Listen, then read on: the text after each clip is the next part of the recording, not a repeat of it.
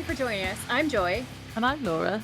And this is The Witches of Letters, a supernatural rewatch podcast. Buckle up as we dive into Season 2, Episode 22, All Hell Breaks Loose, Part 2. Da, da, da! I don't know why I did that, but it just felt right to me at the time. So season finale. Season finale. Like, it feels wild to me that we're here at this point in time. Like, it feels like we've been doing this forever, like our whole lives, but it also feels like no time has passed. And it's just crazy to me that we're at the end of season 2 and we're about to be going into season 3. That seems strange. I don't know how to process it. Yeah, same. Because, it feels like you say, ages, but it's only 2 seasons. But I feel like this one's gone quite quick. Me too. I feel like we went through this one fast, and I also feel like other people feel like that too. Because we've had people telling us about them binging the podcast, haven't we? Yeah. That's been awesome as well. Like, I think that's maybe added to the feeling that it's flying by, because we have people letting us know their progress and like where they are. And it's one of our favorite things in the whole world. Mm-hmm. Yeah, it's been fun. Yeah. But like next... Michaela's my favorite. We were going to talk about her on the next episode. No, we're still going to do that. I'm just dropping this in here now. Because I'm telling her she's my favorite now. It's not just Michaela, I will say, and all of you are my favorite children, but Michaela's my favorite child. Like, you know how clearly John has a favorite child, and that child is Sam and not Dean? You know what I'm saying? Michaela's my favorite child.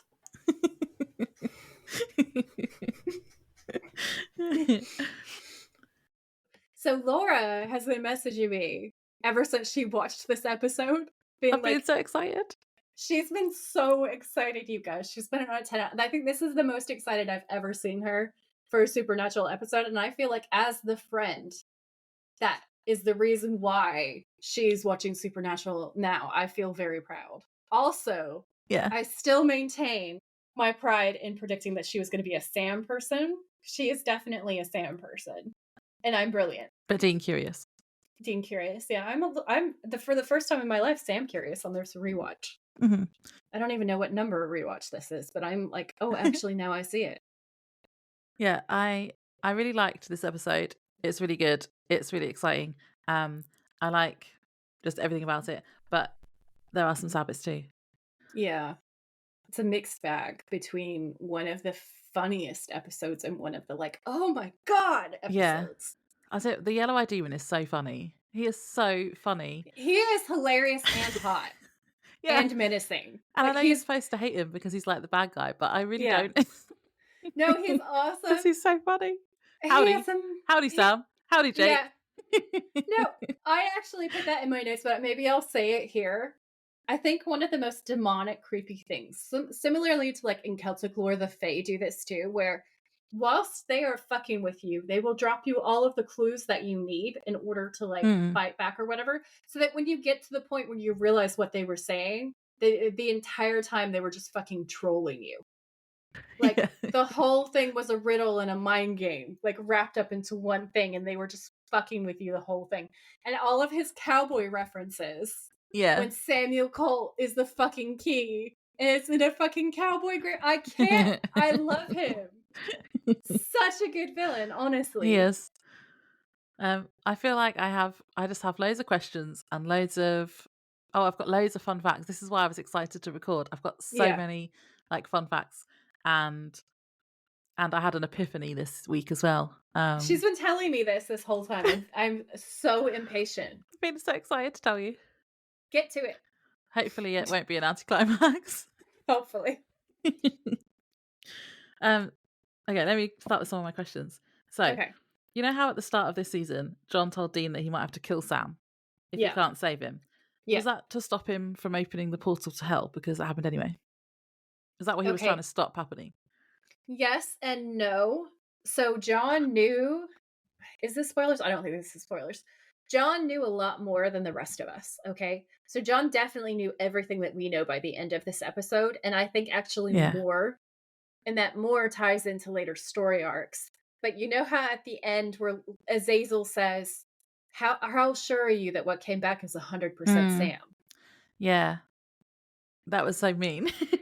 And then when he says, "I've got big plans for you, Sammy, and you're my favorite, Sam," Yeah. That's also clues.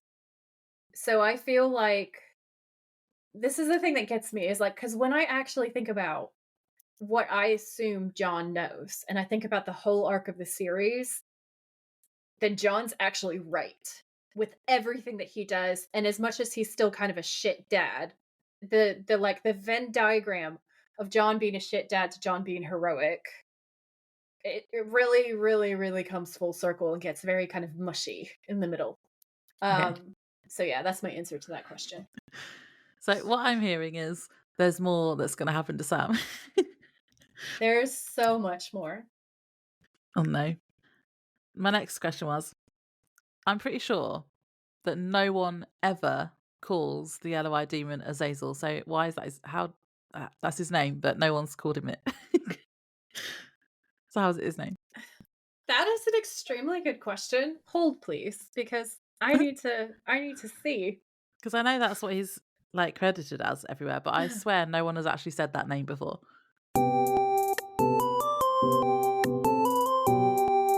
Okay, so it looks like we find out a lot more about him in later episodes. Oh, okay. So we hear more from him, even though he's dead now. Yeah, so we find out more information as we go on and it gets written in later, and that's why, like, retroactively, I guess he's got that name. Okay. But we don't know that that's his name yet, technically, from what I can see. Okay, question 3. Okay. Is someone going to die every season finale? Because yeah, John died. Probably. John died at the end of the last one. Well, kind of Dean and John died like the end of the last one. Yeah. Sam in this one. Dean now has a year to live, so I'm guessing he's going to die at the end of the next one. Yeah, so is everyone going to die? Yeah, everyone dies in Supernatural. Listen, it's a Tuesday. People are dying. Blood is being shed. You know, I saw someone posted a reel where it was like normal people's comfort shows, and it shows like Gilmore Girls and other stuff. And then they were like, my comfort show, and it's Supernatural. It's all the like brutal death scenes and like the worst parts. And it's just like, yeah, we're a strange bunch, the SPN people, because like I feel like you can have both as comfort shows. Yeah, it's hilarious and brutal is the thing, with lots of death. Yeah. But it's a good, I don't know, like the brother storyline. I don't know. It's comforting as well. I mean, there's beautiful parts, there's comforting parts. It runs the entire cinematic gambit. It's comedy, it's horror, it's drama. Yeah. They just kind of do everything, don't they? Uh-huh. Sometimes it's romance and they're book boyfriends, and those are the best ones, honestly. Oh, I love it. Well, I've got a fun fact, which you might already know, but did you know that the show was nearly cancelled at the end of season 2? I did know that, yes. Yeah. Because I was one of the outraged fans that was like, no, the fuck you will not. But it kind of makes sense, because you know how I was saying last episode felt like the end of a season because it was the cliffhanger.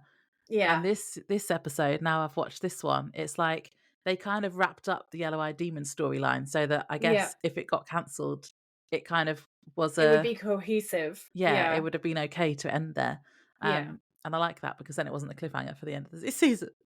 Yeah, it's more suspense and drama cliffhanger than it is like physical cliffhanger of, oh my god, what's gonna happen? Yeah. Apparently the reason it didn't get cancelled was because the DVD sales of it were good.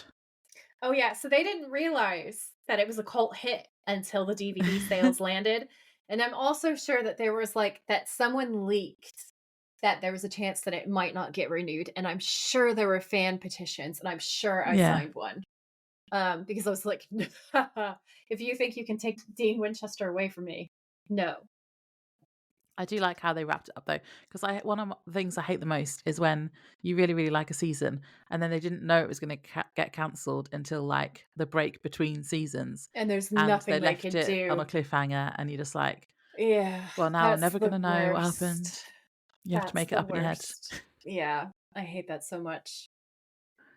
Now, do you have any fun backstory? Because I've got loads of fun facts to hit you with before we start the actual episode. I do, actually. I do.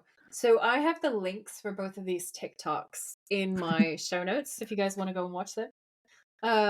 But basically, I found 2 story times from the guys that I thought were fucking brilliant. So I've decided to come and share them with you all. So the first one was that Jensen was bullied in middle school. Okay? Aww. I know, right? That's so that the whole crowd is like, oh no. And then he was like, I'll tell you what I did about it. And you're like, oh. And then he was like, this is not advice. This is just what I did. And you're like, oh, what did you do? And there's girls in the fans, like the convention, shouting out, give us a name. And she's like, Jared was like, she's like taking her jacket off. She's ready to go punch somebody in the face. And Jensen's like, I have names. Okay, I have the name, but I'm not going to tell you the name. But I know who he is. And we were like, ooh. So he said that when he was in middle school, he got beat up by this kid who was just a bastard, like every day for weeks and weeks and weeks. And he said he didn't tell anybody. He didn't tell adults.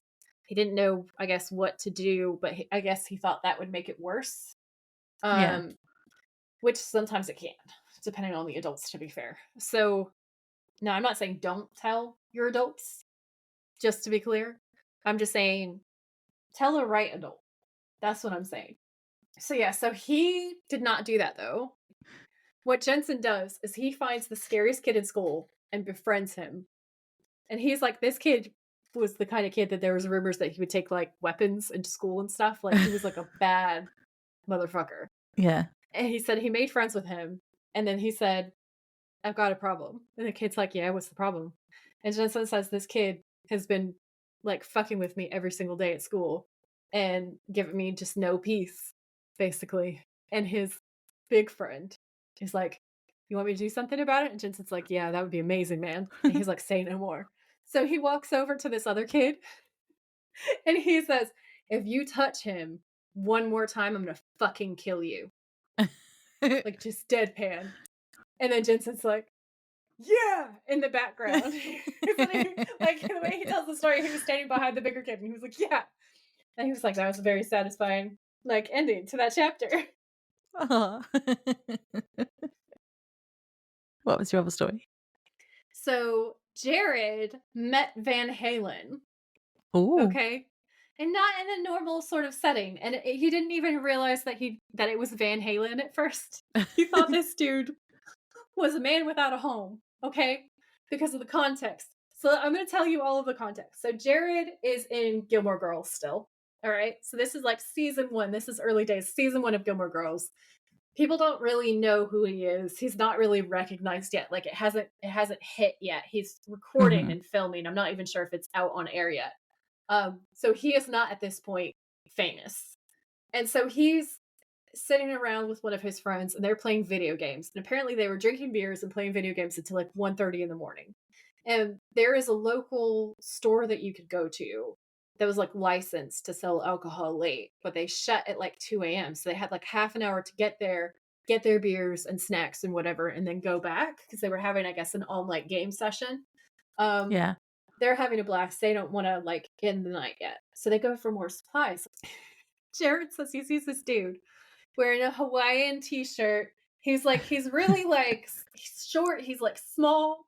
And at this point in the story time, Jensen interrupts him and says, bro, everybody's small to you.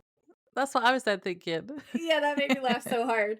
Laughed out loud. Did a spit take, practically. So Jared's like, yeah, well, yeah. So anyway, he describes him as this like kind of weathered looking, like short to him guy.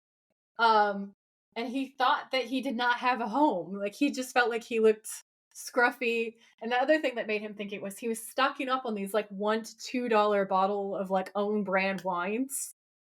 So Jared went over because he wanted to be like sociable and nice. And they, I guess, caught eye contact or something, and he didn't want it to be weird. So he starts talking to me. He's like, hey man, that wine must be really good because you've got like a whole cart of it. And this dude goes, yeah, it's the best. Come and let me show you where it is. Really friendly, like. And Jared's like, oh, this guy's cool. So he follows him. And this dude shows him where this like wine is, the cheap ass wine that's apparently amazing. And they have this whole little conversation about like nice wine and shit. And then he goes to the checkout and Jared ends up being behind him. He goes to pay and the cashier says, "No, I've got to see your ID, man." And he's like, "Bro, I'm definitely over 21. Like, look at me." And, he's in his like 60s at this point. So he's like, "Come on, man. Come on." And the cashier's like, "No, it's not really about the ID as such. It's just that because our system is what our system is, I have to actually scan it or you can't leave the store with alcohol. Like, it's stupid, but there's nothing I can do about it. I just have to do my job." And he's like, "Oh, fine." So he hands over his driver's license and Jared says the kid's face goes like slack-jawed, like amazed. Like, there's something strange. There's something suspicious about the ID. And Jared's like, "What is this?" So he was like, either this man is actually 21, looks super fucking old, has had a really hard life, or he's like fucking 16. He's like, "I don't know what's going on. Like, what is happening with this ID?" So this dude gets his wine, happy days. He leaves the store and he starts unloading it into this car outside. And Jared goes up and the cashier turns to Jared and says, "Do you know who that was?" And Jared's like, "Nah." And he's like, "That was fucking Eddie Van Halen, dude." And then he looks outside at this dude unloading his wine into his car and goes, "Oh my God, that was Eddie Van Halen."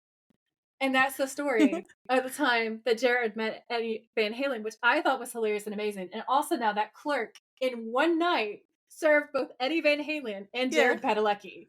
And then it gets better because on Supernatural, they have played multiple Van Halen songs from what I could see. They've played Jump, which is from the episode In the Beginning. And I'm pretty sure they also played Running with the Devil at one point, which would very much suit the show. So it's just like this whole weird Kesmet thing of this, whoever this clerk is, met two celebrities in one fucking night, on one fucking shift. Even though Jared wasn't that famous, like he wasn't famous yet, but then he would be famous. You might look back wild. At it and go, "Oh, I met him before."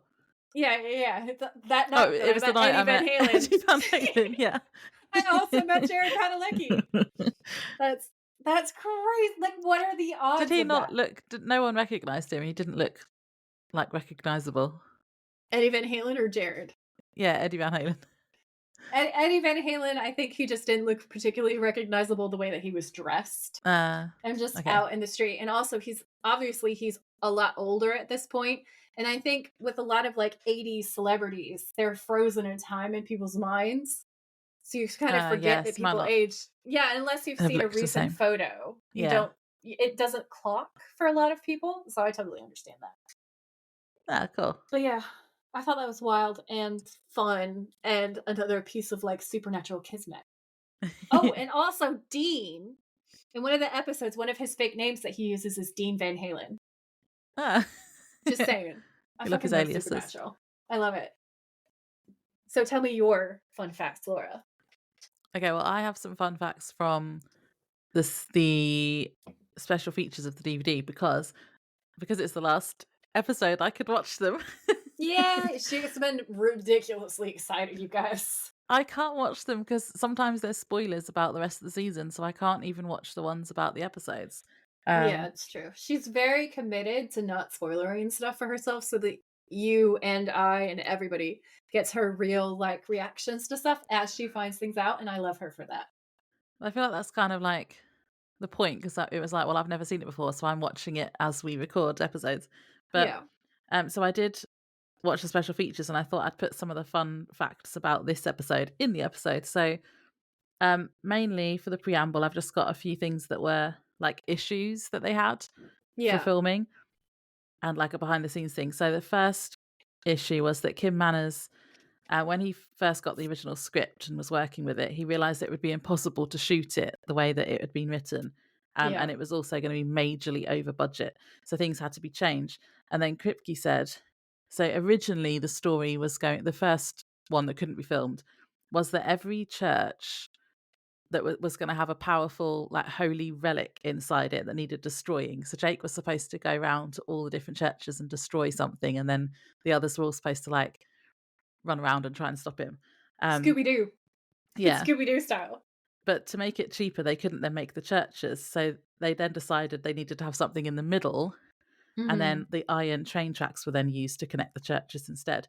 And he said that was good because it ended up being so much cooler that way, and it had kind of Western vibes. And I think it was cooler how they did it. Yeah, I love that. I'm really, like, whenever people say stuff like that, especially when it's for budget, I'm always so fucking curious what those episodes would have looked like if they had, like, all of the budget in the world to just do it and do it right. Because I'm really interested to see what those scripts would have been like.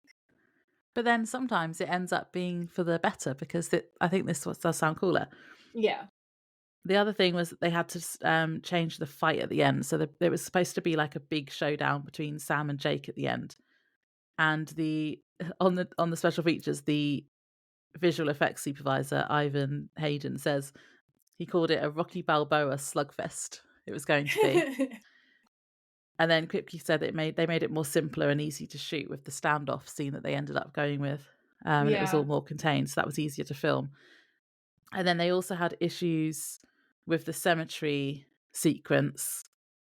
So Kim Manners said that when they were filming, they only had about 9.5 hours of darkness each night to film where they were filming. And they only had 4 nights to shoot it. And it wasn't going to be enough. That's so really they had tight. So they had to move it to a soundstage. The whole thing had to be rebuilt on a stage. Oh, that's a lot of work. Yeah. But again, when I watched it the second time, I'd already read this or listened to this or watched it, whatever. And I think they did a really good job because you can't really tell. There's so much in the background. Like there's so many like bits of grass and trees. It does look like it's outside. It really, really does. Like they do such great sets. That's really incredible. That's one of the things that Kripke said in some of the special features that I saw before, where he talks about like their set design people and how fucking amazing they are, and like how he challenges them because he's like, well, this house isn't going to work now, or he'll be like, and now I've blown this up. Have fun constructing something completely new by Tuesday. See ya. Yeah. Oh, it's wild. But also, I feel like, to your point about some scenes being better, as much as I would like to see a longer fight with Sam and Jake, I don't think that it would sell because Jake has super strength. Yeah, and I have, I'm sure I have a flag about that later. Yeah. So I think that the way that it ended up working out being filmed this way actually makes more sense and probably reads better. And I thought that the way that it went down was really good in this episode. I was so excited. Yeah. And I feel like Jake and Sam had their fight last episode, and this time the fight was more, it was the Dean and Yellow-Eyed Demon fight that was the more important part, I thought. Yeah, I agree. But I actually still really enjoy Sam getting his own back. Yeah. There was one other issue as well, but I've put it later on because it's about when John appears, so I'll keep that for later. Cool. And that's all I had for the preamble, which has gone on a bit long. I hope people like the preamble because we've talked quite a lot. Tell us if the preamble should be this long, or if you would prefer it if the preamble was like 10 to 15 minutes long, and we do normally keep it to about that. It's supposed to be 10. Recently, not so much. That's fine. But like, you guys need to let us know if you like the extra fun facts and stuff, or if you would rather that it was just like a normal pre-episode preamble. Tell us. I like our preamble. Yeah. Well, that's one vote. What's your vote? It depends. Shorter. Like I think shorter is better for the preamble, honestly, but I have no attention span. That's why I think that way. You're the one that usually makes it longer. Oh no, I am the problem. I didn't say I wasn't the problem. It was me today, but for once it wasn't me. Do you want to dive in and give us a synopsis, Laura? Yes. So this is season 2, episode 22, All Hell Breaks Loose, part 2. The original air date for this episode was May 17th, 2007. In the aftermath of the last episode, Sam is dead, and Bobby is worried about the end of the world. Dean, however, only cares about saving Sam and sells his soul to the crossroad demon to bring Sam back to life. Ellen, who survived the fire at the roadhouse, arrives at Bobby's with information Ash secured before he died, and they work out that the yellow-eyed demon is trying to unlock a crypt that has been surrounded by a huge devil's trap in Wyoming, although they're not sure why. Meanwhile, the yellow-eyed demon uses Jake to cross the devil's trap and unlock the crypt. Sam, Dean, Bobby and Ellen try to stop him, but he manages to open it, which we find out is a gate to hell. An unknown number of demons escape and break the trap so the yellow-eyed demon can cross into the cemetery. He attacks Dean, but then Ghost John, who has also seemingly climbed out of hell, wrestles the yellow-eyed demon, who drops the colt. Dean picks it up and then is able to shoot the yellow-eyed demon, killing him. The Winchester family then have a moment as Ellen and Bobby manage to close the gate before John disappears again. Then at the end of the episode, Sam confronts Dean about how he's still alive. Yeah, that's what happened. Yep. Okay, so I really thought that the recap was really cool for this episode. I love that we have Carry On My Wayward Son. That was the best thing ever, as it should be. The theme is like the main storyline in the recap, and it's very like cult heavy. I noticed. Mm-hmm. They're really good about picking up the pieces of the storyline in like the recap that is going to be immediately relevant to the episode. Yeah. So we open lightheartedly with an opening shot of Sam's dead body. My first note says, Sam is lying dead on a bed. Yeah. So Dean is standing near looking at Sam, clearly really upset. Bobby then turns up holding a bucket of fried chicken and says that he brought Dean food. Dean's like, no thanks, I'm fine. At which point you're like, ooh, he's not okay because he just said, I mean, obviously we know Sam's dead and it's not okay, but like Dean refusing food is a warning sign. So Bobby's in like, you should really eat something. And Dean's like, I said I'm fine. And he's drinking whiskey, just neat whiskey. No food, only whiskey. We all know that this is going to end so well for everyone. So then Dean, sorry, Bobby's like, Dean, I hate to bring this up. I really do, but don't you think maybe it's time we bury Sam? And Dean's like, no. And Bobby's like, we could maybe, and Dean's like, what, torch his corpse? Not yet. And Bobby says, I want you to come with me, because he's going to try and get him away from Sam's body, obviously. And Dean sees through that and says, I'm not going anywhere. And Bobby's like, Dean, please. And he's like, would you cut me some slack? And Bobby's like, I just don't think you should be alone, basically. And the whole gist of this conversation is that Bobby has realized that the world's about to end. Yeah. We are apocalypse nigh, and he's trying to get Dean to pull his shit together in order to put an end to it, because that's what hunters do. They save the world. And Dean's like, everybody can fuck off, basically. Bobby even says something big is going down, end of the world big, and Dean screams, well then let it end! Yeah. Because Sam's dead. So as far as Dean is concerned, it's already ended. Nothing else matters. He doesn't care. And Bobby's like, you don't mean that. And then Dean's basically screaming in Bobby's face. You don't think so? Huh? You don't think I've given enough? You don't think I've paid enough? I'm done with it. All of it. And you know what's good for you? You turn around and get the hell out of here. And Bobby's kind of shaking his head, and then he starts shoving Bobby around, and he's like, go. And then he's like, I'm sorry, please, just go. And then Bobby's like, well, you know where I'll be. But that kind of happens a couple of times. Like, he says he's sorry, but then he's screaming at him, and it's just back and forth. And then eventually, I felt sorry for Bobby because I felt bad for Bobby. He's genuinely concerned about Dean, and you can understand why Dean's angry because his brother's just died. But Bobby was just trying to help. Yeah, and like Bobby is their pseudo dad, and his pseudo son just died, and his other pseudo son looks like he's about to drink himself into an early grave, and also the world is about to end.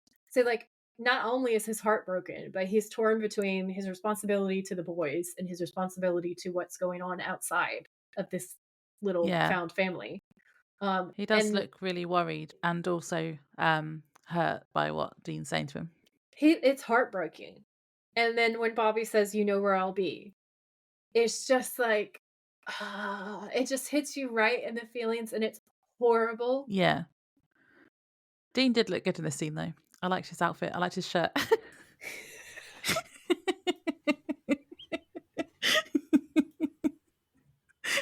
He is in mourning, Laura. That's why I'm not allowed to think that his shirt is nice. Oh my god, I can't breathe.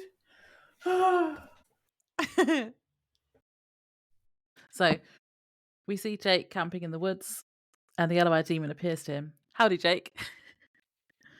And Jake thinks he's dreaming. Yeah. The yellow-eyed demon says, I've got a genius on my hands. I love him. He is so funny. He's so sarcastic. I just love him. And he says that he's the next American Idol. I've written, Jake starts a sob story about all the things the demon has made him do. Yeah.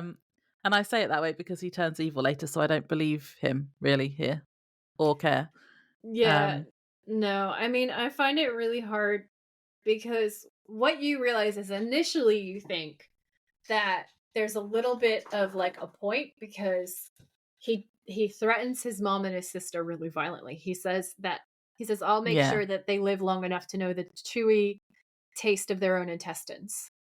That's a fucking scary line. 10 out of 10 for me. See, he goes from being hilarious to them being like horrible. Terrifying. It's the perfect balance for a demon. Like it's so well done. And at that point I was thinking, okay, it's possible that Jake could be a good guy who feels trapped by his circumstances. But then he has the opportunity later in the episode to take out Azazel and chooses wealth and power instead and goes full evil. So then that's when you retroactively question everything. You're like, you nobody really made you do anything. You were just having a good time. You were just a bad guy this whole time. So the yellow-eyed demon tells him he needed the strongest person, and that's Jake. Jake asks what he needs him for and says he's going to wake up, hunt the yellow-eyed demon down and kill him. And then the yellow-eyed demon tells him he needs to be a good little soldier or he'll murder his entire family. Oh yeah, you said that bit.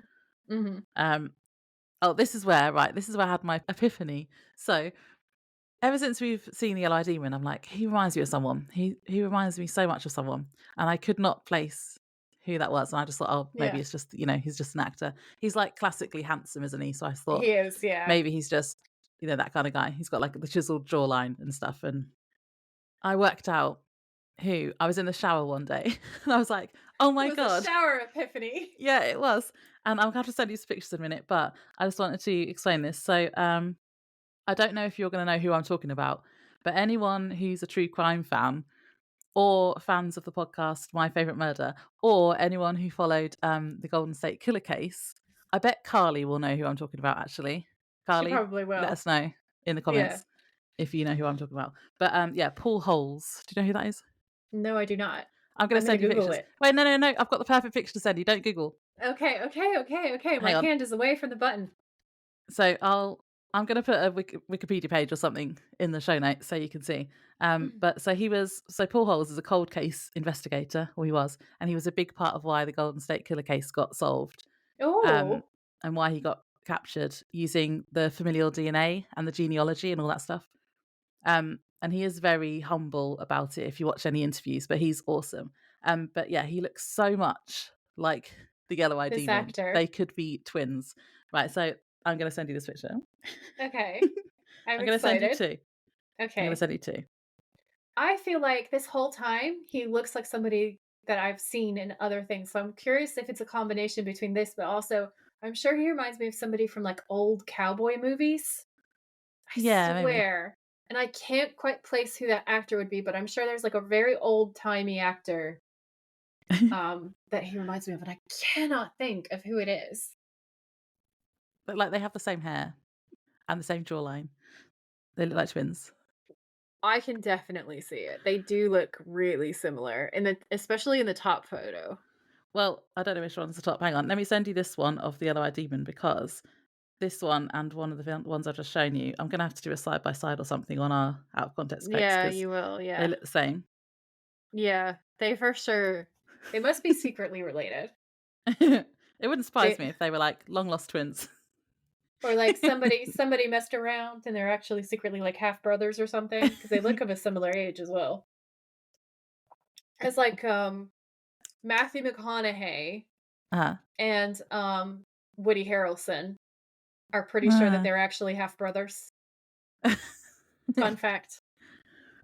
But yeah, so if you don't know who that is, then that's going to not be exciting to you, but I was very excited. No, I think that's really exciting. I have seen him.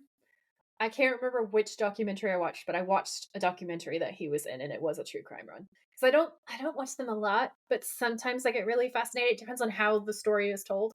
And that one was really moving because it was all about like caring about the victims. In a way that I feel like it isn't always done. A lot of them focus on the serial killers and shit, and I don't really like that. So, no. But this one was different. This one was really good. It was really respectful. He's done a lot of documentaries on oxygen. And he's also got his own podcasts, like with the My Favorite Murder on their network. Yeah. We should befriend him and have him come on as a guest. Okay. When I have like a true crime Easter egg. Yeah, when there's yellow-eyed demon flashbacks in the future, we'll just be like, so listen, are you related to this man? How would you solve this case? Would you do it like what Sam and Dean are doing? Anyway, so back to the episode. Okay, so really quickly, before we move on to the next scene, I just want to say that I wrote that Azazel and his pop culture references slay me.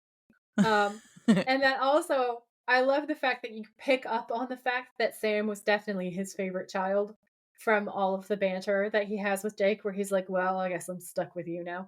And this whole time he's like, well, Sam is my favorite. And then when Sam comes back, he's like, yes.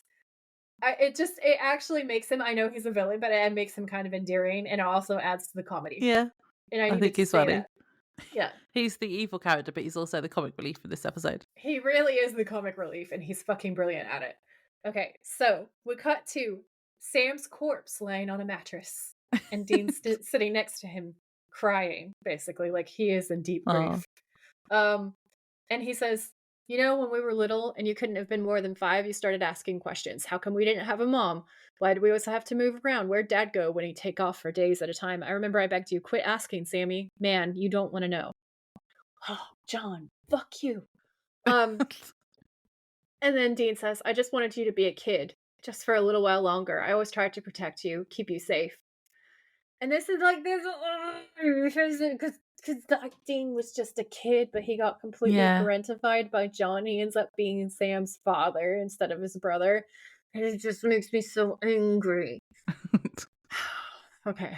So he says, just for a little while longer, I always tried to protect you, to keep you safe. Dad didn't even have to tell me. It was just always my responsibility. You know, it's like I had one job. And I screwed it up. I blew it. And for that, I'm sorry. And then he wipes his tears away, and I was dying. I was like, my sweet, beautiful baby angel Dean. And I was like, this is why I choose Dean. And I will always choose Dean. And I will always be a Dean girl because he's the most beautiful soul ever. Okay? And then he says, I guess that's what I do. I let people down that I love. I let Dad down, and now I guess I'm just supposed to let you down too. How can I? How am I supposed to live with that? And then he's crying more. And he says, what am I supposed to do, Sammy? God, what am I supposed to do? And then he screams, what am I supposed to do? And it's like, Adrian! Poor Dean. It's really beautiful and really poignant. So I wrote, poor Dean is so emotionally damaged and has no self-worth.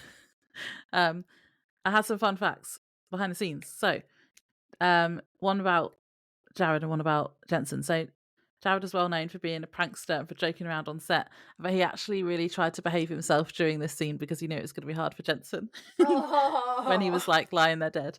Yeah.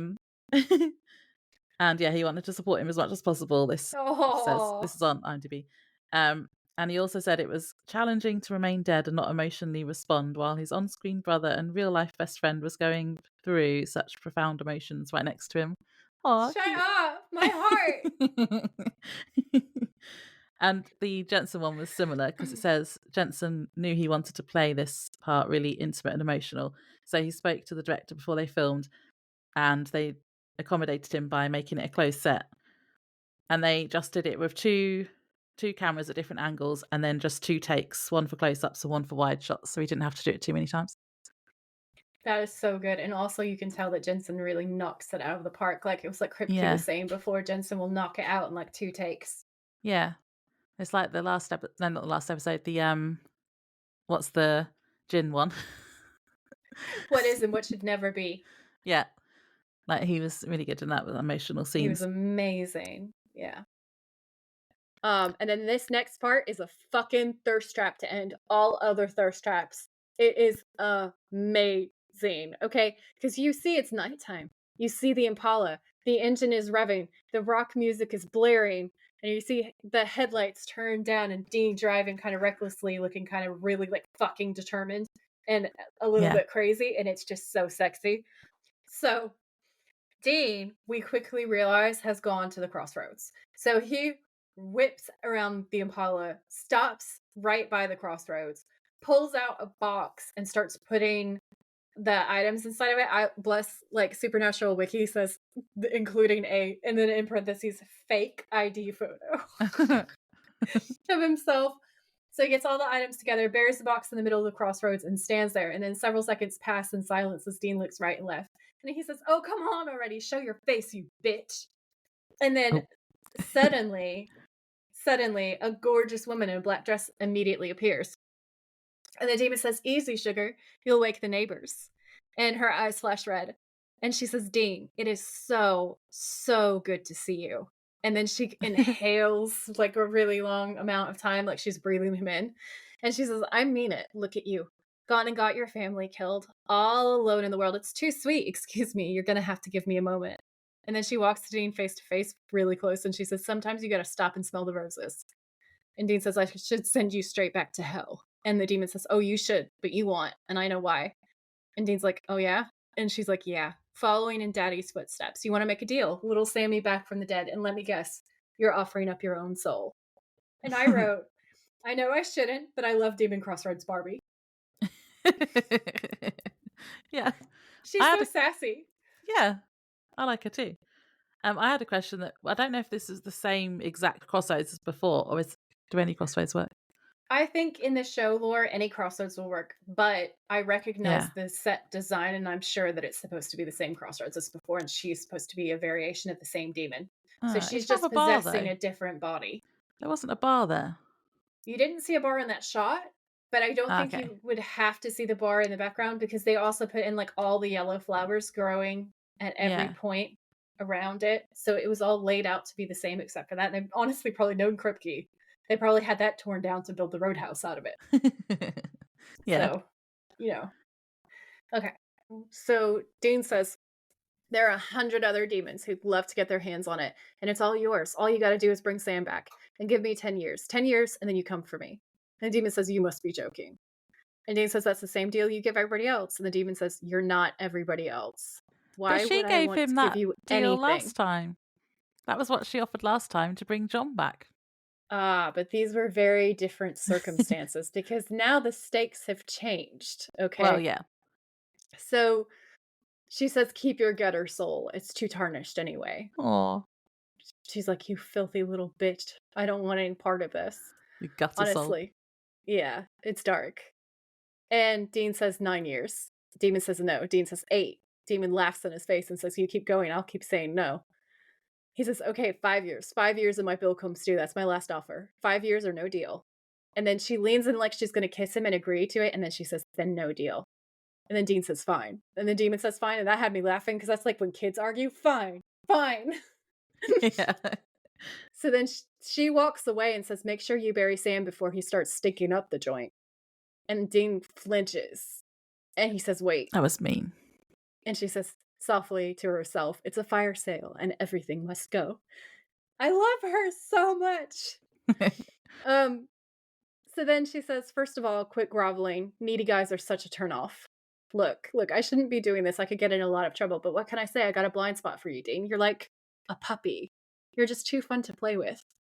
And then she says, "I'll do it." And Dean says, "You'll bring him back." And she says, "I will. And because I'm such a saint, I'll give you 1 year and 1 year only. But here's the thing. If you try to welch or weasel your way out, then the deal is off. Sam drops dead. He's back to rotten meat in no time. So it's a better deal than your dad ever got. What do you say? And Dean grabs the demon and kisses her to seal the deal. Yeah. And then Sam wakes up. He does. And my favorite thing in the world is that Sam's reaction to being brought back to life is what the fuck?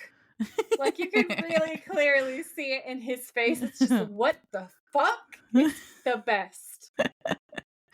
I made a prediction here when I first watched, which I found the answer to by the end of this episode, but I wasn't expecting. And I put, I bet Dean won't tell Sam about the deal until the year is up. And then I put, we know he now ends up telling him at the end of this episode. But I don't think he would have told him if Sam hadn't worked it out. Yeah, because he doesn't really volunteer the information, does he? And he definitely would not have. He would have just been like, oh no, I dropped dead. He would have told him like a week before or something. I feel like he either wouldn't have told him at all, or he would have told him like 2 hours down. Yeah. Typical Dean moves. So Sam is checking out his back in the mirror, wondering how he's awake. And then Dean comes in and looks so relieved to see him. It was so cute. Yeah, he's so cute. And he hugs Sam, who then winces in pain. And Dean has tears in his eyes. And Sam asks what happened to him. And Dean asks what he remembers. Con man move. So Sam says, I saw you and Bobby and I felt this pain, this sharp pain, like white hot, and then you started running at me and that's about it. And Dean says, yeah, that kid stabbed you in the back, just lost lots of blood, it was pretty touch and go for a while. And Sam says, but Dean, you can't patch up a wound that bad. And Dean says, no, Bobby could. Who was that kid anyway? And Sam says, his name's Jake. Did you get him? And Dean says, no, he disappeared into the woods. And Sam says, we gotta find him, Dean, and I swear I'm gonna tear that son of a bitch apart. That was pretty sexy, not gonna lie. That was a Sam thirst trap. And Dean goes, whoa, easy, Van Damme. You just woke up, all right? Let's get you something to eat, huh? You want something to eat? I'm starving, come on. And then we know that Dean's back. Dean's Sam's hungry. back. Yeah. He's hungry, so he's okay again. Yeah. And that was really cute. And for this dialogue part, I wrote down where Sam says, Dean, what happened to me? And I made my mock answer like I like to do. And mock Dean says, well, you got murdered, and then I sold my soul to Demon Barbie, and I'm gonna die anyway in like a year. Hot girl shit. Yeah, so Sam and Dean sat at the table eating, and Sam's basically just told Dean everything that happened when they were separated last episode. And Sam asks, if the demon only wanted one of them, how did both him and Jake get away? It's like, good question, Sam. That's a good question. That is a good question. And Dean has a look. Smart one. Dean's thinking, oh yeah, I forgot how smart my brother is. And he's asking too many questions. He's going to work out what I've done. Yeah. Low-key panicking. But he just says they left him for dead, so they probably thought it was over.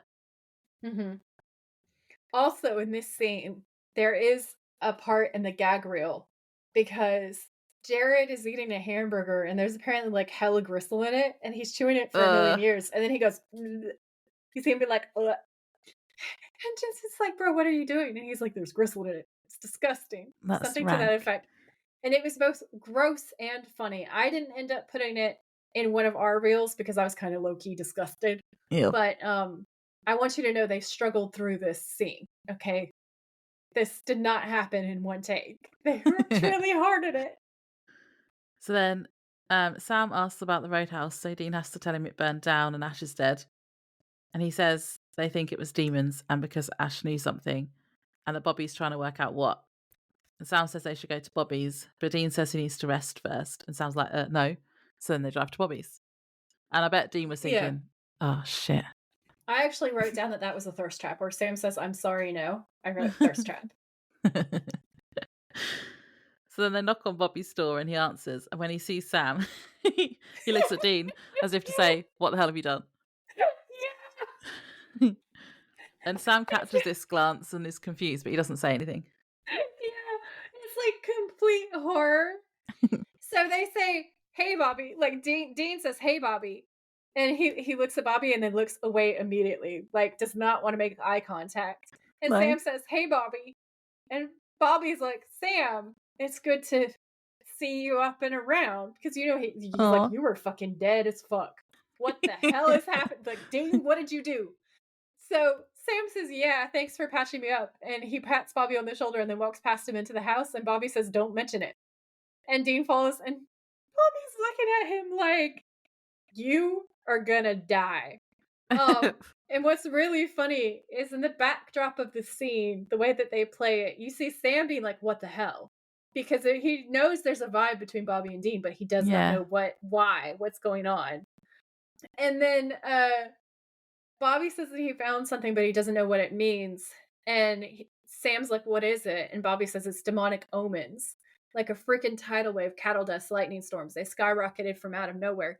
Here. And then he points to Wyoming on a map. And then he says, all around here except for one place, southern Wyoming. Bobby's maps, right. I have a thing. You know how last episode we were like, Bobby has a map of all the demonic stuff that's happening and it's just empty.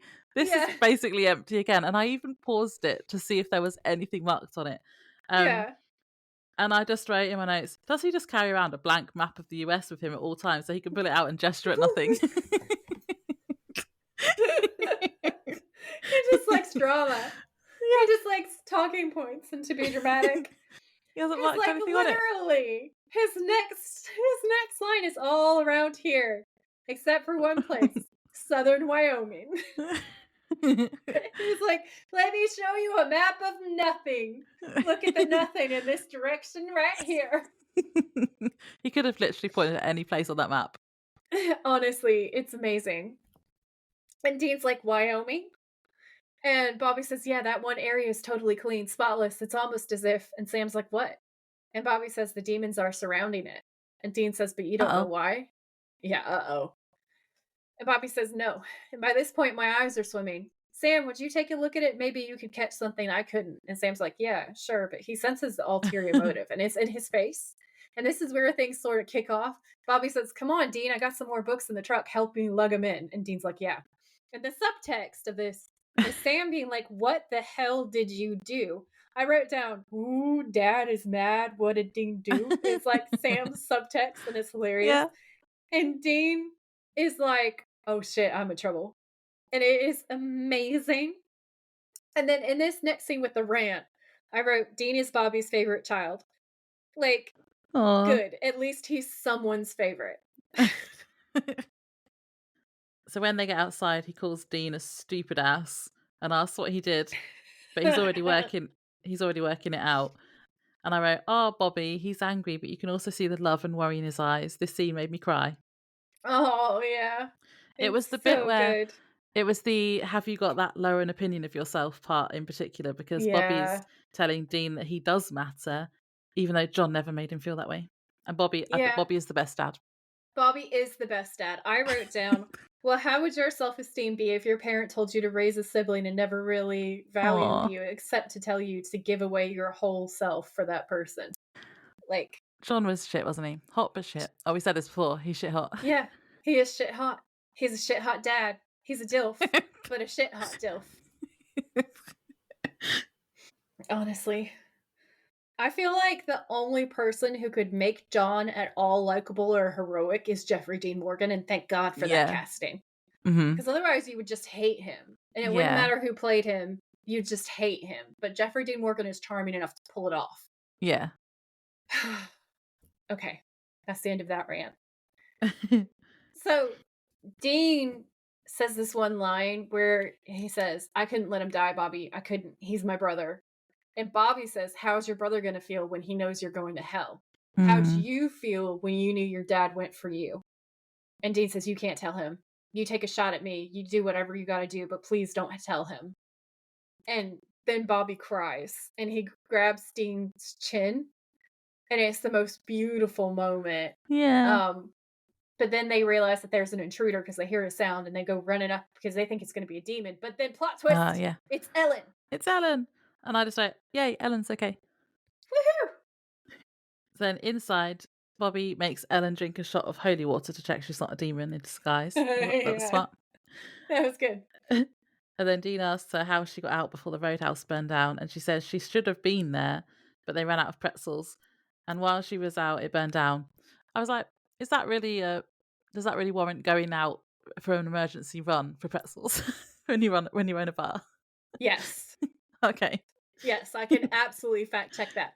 Because also you're legally not allowed to open and run like alcohol if you're not also serving a certain amount of snack/food. It's the law. So yeah, but they might have had like, I don't know, crisps or something already. Still. Anyway. No. It has to be pretzels, Laura. Pretzels or death. So she said Ash had called her and told her to look in the safe, and then the call cut out, and when she got back to the roadhouse, it was on fire and everyone was dead. And she said she'd only been gone about 15 minutes. And Bobby asked if the demons found what was in the safe, and she says no, and pulls out a map. And I wrote, "Oh, a map with actual markings on it." Yeah, because she knows what to do with a map.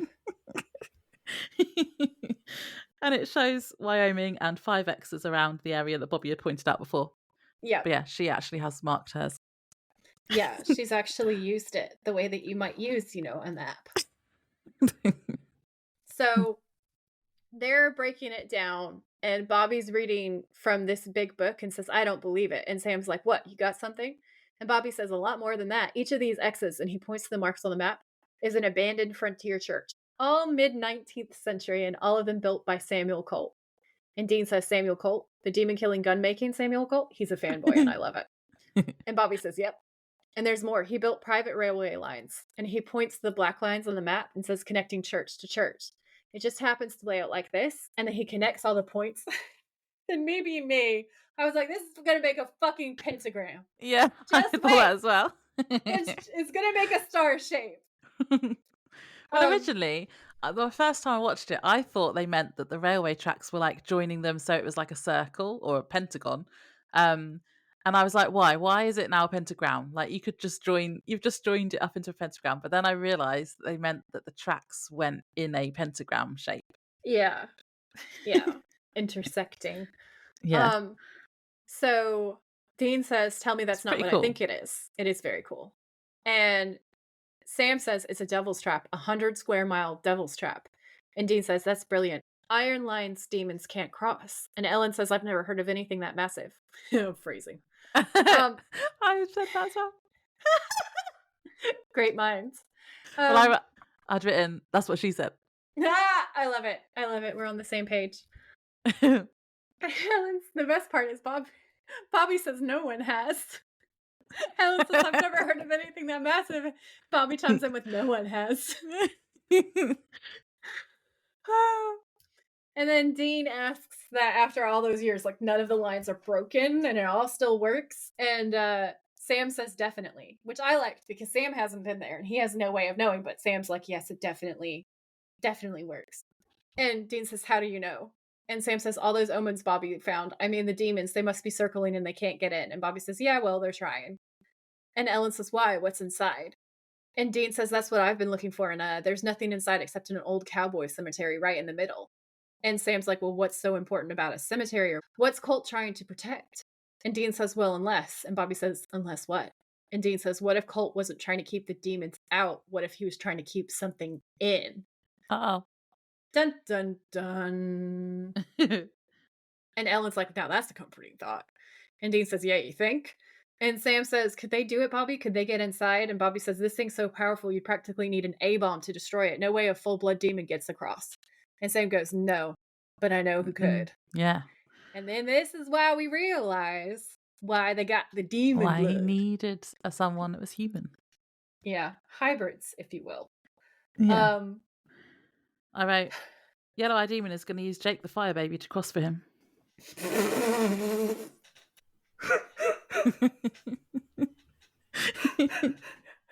Baby gets me every single time. We need a Fire Baby sticker, please. I'm begging you. We need to add that to the merch list. Oh my god. Oh, that's amazing. Okay, so it's outside, it's the woods, it's daytime, and Jake pulls onto a back road and parks his car in front of a railroad track. He gets out of the car and looks around. A few moments later, Jake turns around and sees the yellow-eyed demon standing behind him. And Azazel says, "Howdy, Jake. So you have a nice trip?" So this is the point in my notes where I wrote down, Azazel says howdy. Lol. All this cowboy references because the cult stuff is so demony. Like, it's so, like, mindfuck demony, and I literally love it so much. It's awesome. I hadn't noticed that until you pointed out in the preamble. It's funny. Oh, God, it's the best. So, Jake says, I'm here. I did what you asked. Now what? And he says, 50 miles that away. And he's being extra Southern this entire time. And I, as a Southerner, appreciated that. Can I just say? So Jake looks across the railroad tracks and there's a cemetery and a crypt. He says, you got to open that for me. Think you can manage that, sport? Which is so funny to me because this whole time you're like, this is not your favorite child. Like, he's so mad about Sam being dead and he takes it out on Jake the whole time. And that's fun. And Jake says, you know what? Screw you and your freaky orders. Go do it yourself. And Azazel says, oh, I can't. I can't go that way. Not yet. And the not yet's pretty ominous. And I thought that was fun too. And Jake says, why not? And Azazel says, I just can't. But if you're going to open that crypt for me, you're going to need a key. And then he pulls the Colt out from his jacket pocket and holds it in the air. And Jake says, a gun? Ooh. Yep. And Azazel says, oh, this ain't just any gun, Jake. This is the only gun in the whole universe that can shoot me dead. And he points it at his head. And Jake says, is that so? And Azazel says, yep, here, take it. And he hands it over to Jake, who cocks the gun and aims it at him. And Azazel says, oh my, I am shocked at this unforeseen turn of events. Go ahead, Jake. Squeeze that trigger. Be all you can be. Which is amazing so because Jake is in the army and be all you can be is the army slogan. I died. It's amazing. His banter is just top tier. Okay, God He's so good. He's so sarcastic. Oh. He's just so funny. He's fucking brilliant. He says, this will all be over. Your life can go back to normal. Of course, the army won't take you back because you're AWOL. But I'm sure you could get your old job at the factory back. But then on the other hand, the rest of your life and your family's could be money and honey, health and wealth. Every day is an ice cream sundae. And all you have to do is this one little thing. And Jake says, why me? And Azazel says, oh, Jake, it's got to be you. I've been waiting for you for a very long time. You're my leader. You open that crypt and you will have your army. And Jake says, you're talking about the end of the world. And Azazel says, no, not the end, the beginning. A better world where your family will be protected. More than that, there'll be royalty. Buddy boy, you have the chance to get in on the ground floor of a thrilling opportunity. What do you say? It's your call. And then Jake lowers the gun. I wrote the Yellow-Eyed Demon says, add a baby. And I wrote, or at a fire baby, if you will. And then I also wrote, Jake should have shot him because the new world doesn't sound very promising to me. I wrote down, yes, Jake, take his word for it. Demons never lie. So it's nighttime now, and Jake enters the cemetery. He moves through the cemetery towards the crypt. This shot was really cool, and I thought the cemetery was cool. This shot is so sick. I am obsessed with it. I am obsessed with it. This is like, if not my thirst trap of the episode, then like it's number 2. Like it's like, I don't know. I think I wrote something else down and I'm questioning everything. This is why I wrote that there's a lot of set dressing here, so I was impressed that they've made it on the like a soundstage. I forgot all about that. It looks so real. And then I wrote, oh, Dean is here, being a thirst trap behind a gravestone. Because the way the camera is, you see Jake walking across looking all menacing and up to no good. Yeah. And then as the camera pans around, you see Dean is behind a pillar and he is on him, hunting him, looking low-key psychotic. And it's so hot. And that is my thirst trap. I know what the other one was. Oh, I don't know if I can. I am honestly, Laura, I don't know what to do about my thirst. This is in there though. This is like honorable mention. Okay. I think this might be in mine as well. It's amazing. It's one of the coolest shots in Supernatural. It's good. So then Jake walks towards the crypt and we see a very elaborate lock with a hole in the middle for the gun to be slotted in. Mm-hmm. But before he can unlock it, Sam appears behind him and sounds like, howdy, Jake, mimicking the yellow-eyed demon. I love that. It's so funny. It's just, I wrote it down. It's a showdown, like a Western. And it's a whole vibe. This whole thing is a Western and I loved it. I just thought it was funny. He was taking the piss out of the demon. Because he always says, howdy, Sam, or howdy, Jake to them. Yeah, it's amazing. It's menacing. Yeah. And I also feel like Sam was also a thirst trap here, by the way. 100%. I also feel like it's foreshadowing. And it was awesome. It's just on every level. It's awesome. Yeah. Oh, and you know what else? Southern recognizes Southern because they are from Texas, y'all. And when they say howdy correct. That is a correct howdy. That's not like somebody else pretending to be like howdy. That's like a real howdy. So then the camera pans around and we also see Bobby, Ellen, and Dean surrounding him. And Jake's like, "You were dead. I killed you." And Sam said, "Yeah, well, next time finish the job." And that was also a thirst trap. That was hot as fuck. Mm-hmm. And then Jake says, "I did. I cut clean through your spinal cord, man." And I wrote, "Ew." I thought you were going to say ew there. I was like, ooh, that's hot. I always put the little sick face in my notes and then I wrote, "Ew." Yeah. Yeah. And Sam then looks at Dean like he knows he's done something stupid. And then, this is my initial watch notes, right? I said, if they shoot him, will it be like a Superman situation where the bullets ricochet off him because he obviously has super strength? And then later I went, oh, it's clearly not. No, not so much. And he does say in the earlier episode, he specifically says, I'm not Superman or anything. Oh. He's just really strong. But it could have happened because he accesses his demonic powers, doesn't he? And he does get a power up. So that was a valid sort of like question. Also, I love it when Sam basically tells him to fuck off. And Jake says, and if I don't? And Sam says, wait and see. And I was like, ooh. And Jake's like, what are you, a tough guy all of a sudden? What are you going to do? Kill me? And Sam's like, it's a thought. And I was like, this is some very Dean energy coming from Sam. And it's very sexy, not going to lie. Like, I'm a big fan. It's good. Well, I mean, he did kill him. So, he'd be a bit bitter. A bit bitter. That's the most British thing you've ever said in your life. Be a tad annoyed. Oh my god. That was amazing. That was super British. Oh, and also, when Jake says you had your chance and you couldn't, and Sam says I won't make that mistake twice, which is okay, that's sexy. And then Jake starts laughing at Sam. Yeah, like an evil laugh. Dean says, what are you smiling at, you little bitch? And I was like, that's my man. That is my man. That's the best line. It's so good. I think so I thought here, when Jake started evil laughing, I think I thought that he'd been possessed by the yellow-eyed demon because he just turned really evil. But then I was like, but Ava did as well. Yeah, that's what's really interesting, though, is because both Sam and Jake start acting more and more like him. Yeah. He's their daddy. Their yellow-eyed daddy. Their yellow-eyed daddy. Who's your daddy? Who's your daddy? It's him. Azazel.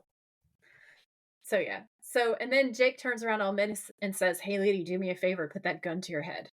And Ellen puts the gun to her head. This was mean. It's horrible. And then Jake says, see, that Ava girl was right, because this is his villain monologue moment. Once you give into it, there's all sorts of new Jedi mind tricks that you can learn. And I was like, Kripke, you sly dog. I see what you did there. Because Kripke said this whole time he pitched the series as kind of like a Han Solo, like cool Star Wars Luke Skywalker moment. And he managed to put a Star Wars reference in there. And I just love that. That just made me so happy. So Sam says, let her go. And he's angry about it. And I thought that was pretty sexy. Yeah. And Ellen's on the verge of crying, but she just says, shoot him. Because Ellen's that kind of person. She would rather that both of them get taken out and the world get saved rather than just save her life. Because she's a hero. Okay. She's an old-fashioned kick-ass hero. And Jake says, you'll be mopping up Skull before you get a shot off.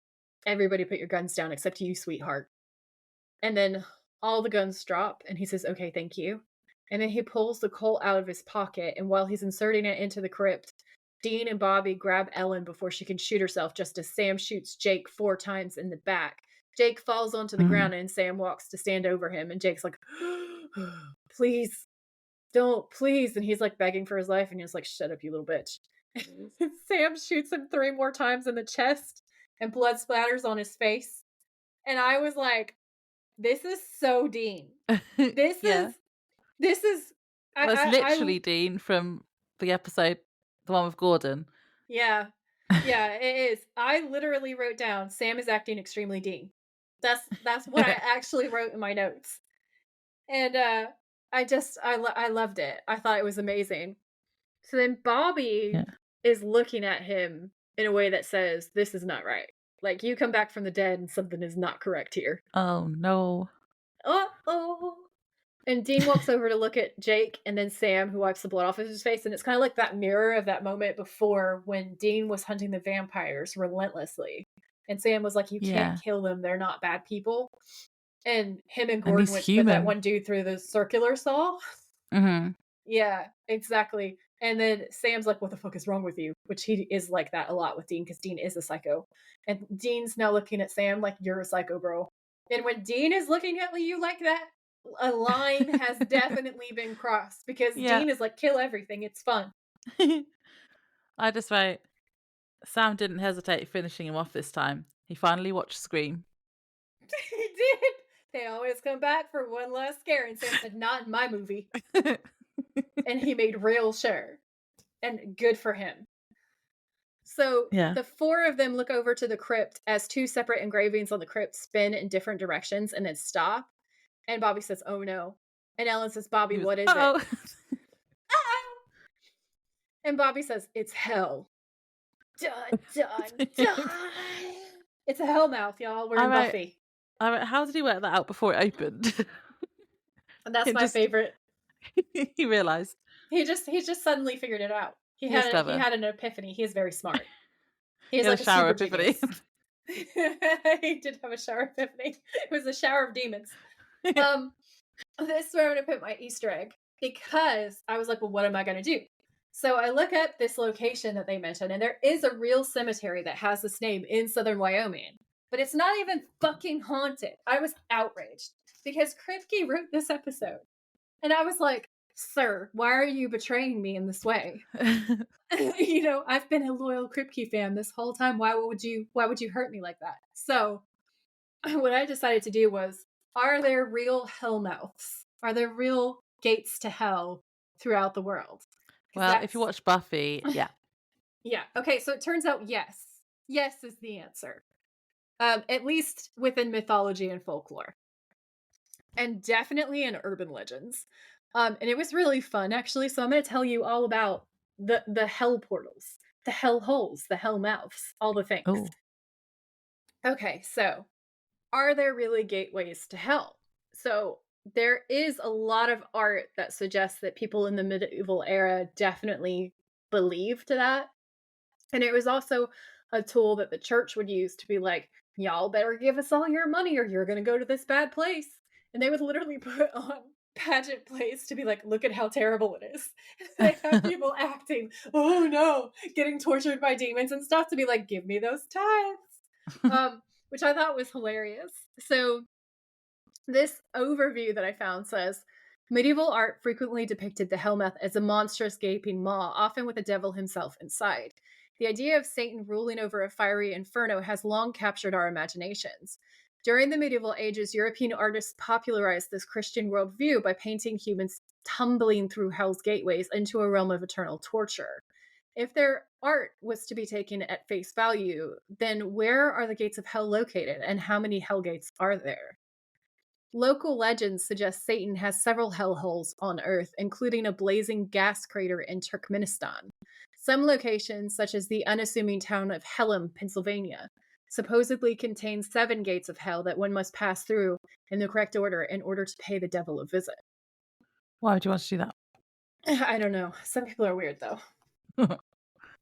In folklore, a gateway to hell in a cemetery often refers to a specific, usually secluded or unmarked grave site believed to be a portal to the underworld, with most of the well-known examples being the gateway to hell legend associated with the Stull Cemetery in Kansas. Oh, yeah, we've had that one before.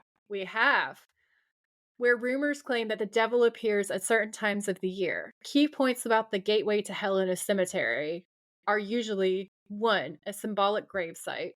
So the gateway is often described as a specific grave, sometimes with strange markings or unusual features, which adds to the eerie atmosphere. So like, remember before where it said like it was lightning struck or there was a weird fucking tree growing through it? There's strange things going on. Yeah.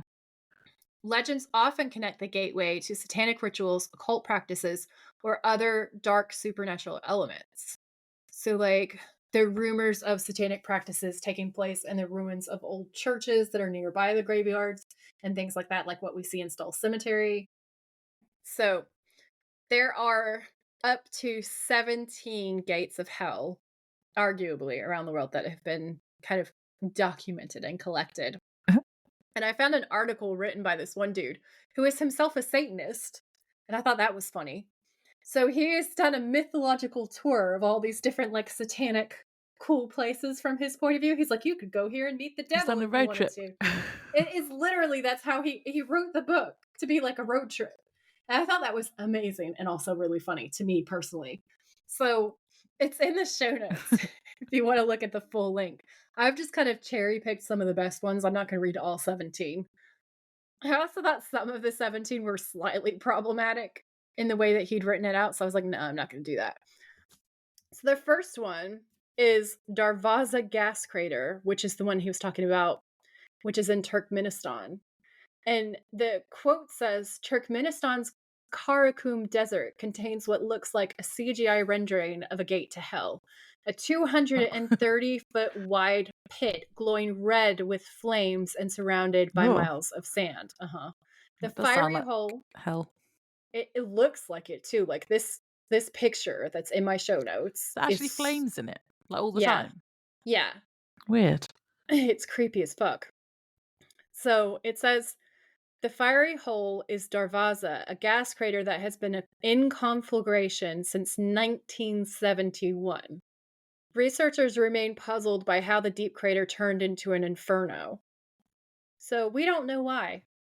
There's a couple of theories, but we don't actually know why it's on fire. And it literally looks like the pits of hell, not gonna lie. It's creepy. That is weird. Like, I don't know, fire all the time. That's weird. Eternal fire. Or at least since 1970. So from 1971, we know about it, right? And it's on fire. And it's now 2025 and it's still going. So they don't know why there's fire there? No, there's no, like, specific explanation. There is a theory that there was a pocket of oil in it and that someone dropped a lighter into it or something, but it just all sounds really suspicious because it's in the middle of a desert, in the middle of nowhere, and why would you? Yeah. Because also you probably wouldn't know that was going to happen. So I don't, unless somebody was like, oh, maybe it's, but then if you had oil, why would you do that? Because that's worth a lot of money. One would say, if there was oil there, someone would have taken that by now. Exactly. So that doesn't make any sense either. And then, like, if it was just methane, maybe continuous methane, somebody else said. And I know there's an eternal flame in a waterfall that is a methane pocket that is just like a forever methane pocket that has been lit and continuously on fire since like the 1800s or something.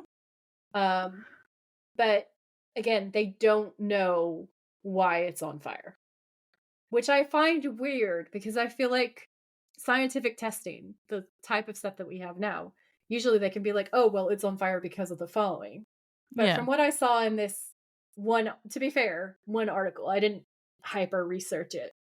What they said was there was a couple of theories, but they just can't narrow it down to a reason or say specifically why it's on fire the way that it's on fire. And I was like, that's spooky. That's going in the list. It is spooky. Spooky as hell. I didn't even do that pun on purpose. So then the next one is the Cape Matapan Caves, which is in Greece, in Tainarum. And this one says, the ancient Greeks believed that the dead descended into a realm below the surface level, ruled by the god Hades. When Orpheus and Hercules made heroic journeys into Hades' underworld, they supposedly entered through Cape Matapan Caves. These caverns open into a cliff face at its sea level and lead to a deep network of tunnels that have yet to be fully explored. To find the entry point to Cape Matapan Caves, seek out the ruins of a Spartan temple above the Greek gates to hell. And I thought that was really cool because one of my favorite things is when, like, there's places in antiquity that are like physical places on Earth, and they're like, yeah, if you go through there, you'll get to hell, but it hasn't been fully mapped out or explored. Yeah. That I find creepy because that's like from however many millennia ago until now, and you're still trying to find the end of it or map it out. And that's weird. That's scary. That is weird. Okay, so the next one is probably one of my favorite ones because this description is so spooky. It says Hekla Volcano in southern Iceland. So Hekla is an active Icelandic volcano with an imposing appearance of fiery pools of lava, making it one of the world's most dramatic portals to hell. Medieval Christian monks wrote that the volcano was a doorway to the inferno as well as the eternal prison of Judas, and Hekla has erupted more than 20 times as witnesses claim to see the souls of the damned flying out along with hot ash and smoke. Like in this episode where they all come out of the door. Exactly. Demon dust. Exactly. Now, he writes that he thinks it was more likely that they spotted escaping birds rather than evil spirits, but I feel like you would know if it, like even rocks. If it was on fire or something, like you would, how are you going to say souls from hell when it's birds or rocks or just like, I mean, I can understand it being atmospheric and stuff, but what I want to know is why monks are saying that it's a portal to hell. Why are they saying that Judas is in there?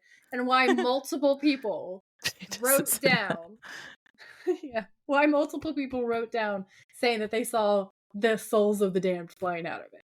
What's that about? Is it all an optical illusion caused by the eruption of the volcano? Maybe, but I just feel like it's happened so many times and there are documents about it, and that's creepy. So then the next one is St. Patrick's Purgatory. So this is on Station Island in Ireland. And it says, pilgrims to St. Patrick's Purgatory, a small 15th century monastery on Station Island, risk getting stuck in limbo, possibly a fate worse than hell. Not really, though, is it? Like, there's limbo and then there's hell. Limbo is not worse than hell. Shut up. No. So then, according to old Irish tales, St. Patrick visited the island and Jesus appeared to him. The Lord showed him horrifying visions of Satan's lair and pin dropped a location to a cave that served as I love the pin dropped. That served as the entrance to purgatory. Soon after, a monastery was built to plug the narrow descending hole into hell. So this is an example. There's multiple examples of this in this article, but there is literal examples of a church being built over places that are claimed to be sites where it's like a fucking portal to hell. A church over it. Yeah. I don't know why. So he also has listed Stull Cemetery.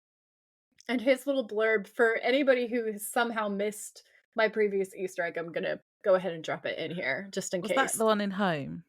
Yes, it is.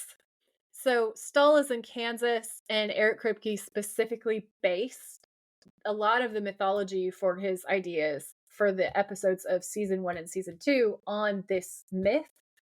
And it is one of Earth's many gateways to hell, purportedly lies in the tiny Kansas town of Stull. Since the 1970s, rumors have swirled that the local cemetery is one of the world's 7 gates to hell.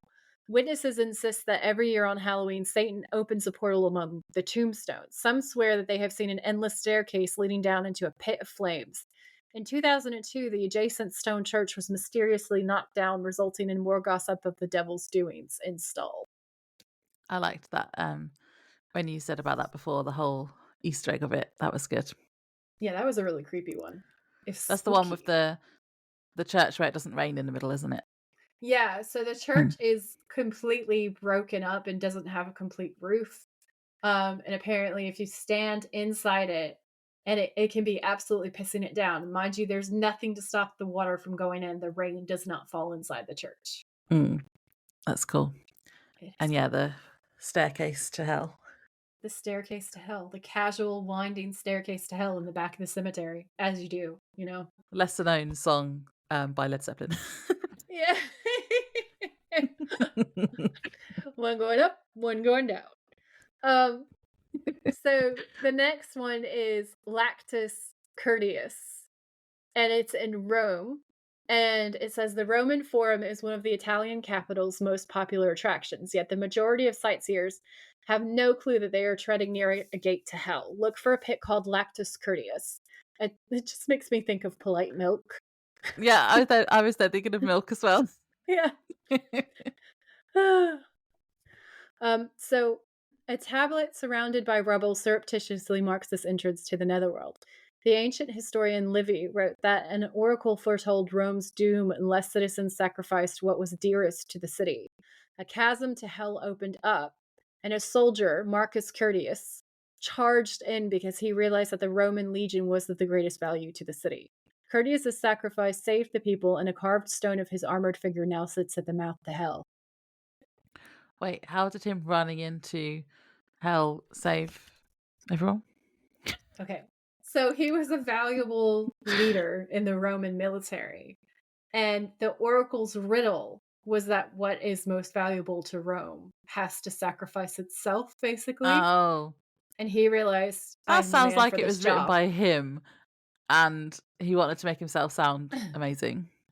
Well, the thing is that it's an actual Roman historian that wrote this. So there's a historic account of both the prophecy and the fact that a chasm to hell apparently opened up there.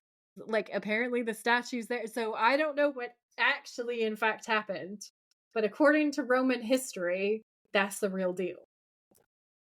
So the next one is Huska Castle, which is in the Czech Republic. And it says, located north of Prague, Huska Castle is a 13th century Gothic masterpiece that purportedly sits atop Hell's Gate. According to local lore, the castle's chapel was built to cover an enormous hole in the ground that served as a satanic threshold. The defensive walls also prevented demons and other ghastly creatures from crawling out of the hellhole. Huska Castle is still considered haunted, and tourists have reported seeing headless horses and demonic winged beasts lurking in the halls. Oh. Add it to the road trip, I say. Yeah. So there is one or two more, but I'm not going to have time to read those. So just go ahead and check out the show notes, guys, if you want to see them. They're really entertaining and really creepy. And yeah, that was my Easter egg for this episode. Cool. They were fun. Thank you. So Dean steps forward and pulls the colt out of the door. He seizes opportunity to grab the gun. He's a smart cookie. And as Bobby tells them all to take cover, and then they do. And Dean literally jumps and rolls over a gravestone, and I paused it, and it was Jensen.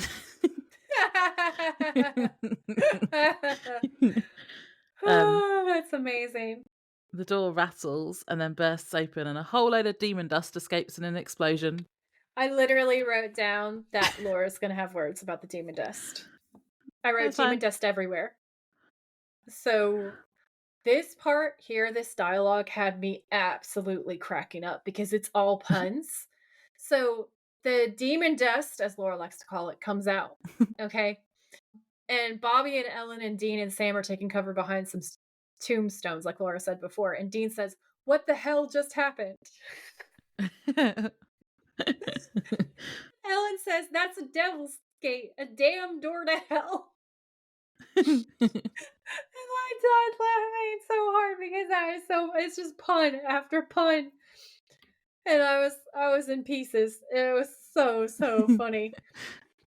So then the railway irons actually start bending and getting kind of fucked up as the demon trail comes out. So they're physically forcing their way past it. Yeah. And Ellen says, "Come on, we gotta shut the gate." And Dean checks the Colt for bullets. And Dean says if the demon gave this to Jake, then maybe. Because he realizes it has to be loaded. There must still be a bullet in it. And thunder crashes and Azazel appears behind Dean and he flings the Colt out of Dean's hand and into his own. Dean looks astonished. And Azazel says, "Boys shouldn't play with daddy's guns." And I was like, damn, son. Because that was a dark joke to make. He is coming in hard. And he throws Dean into the air at where Dean hits his head on a tombstone and lies there stunned. And I was kind of thinking, I wonder how many concussions this is for Dean. He proper cracks his head on it. Yeah, he really smashed. I'm like, in real life, he would be dead, but it's Dean, so he's fine. So he'd just come alive again anyway. Yeah, that's true. Nobody dies in Supernatural. A few people do, and I'm angry about it. But anyway, so Bobby, Ellen, and Sam are struggling to close the crypt door. Sam looks over and sees Dean down, and then sees Azazel, who looks at Sam and smiles. And Sam goes, "Dean!"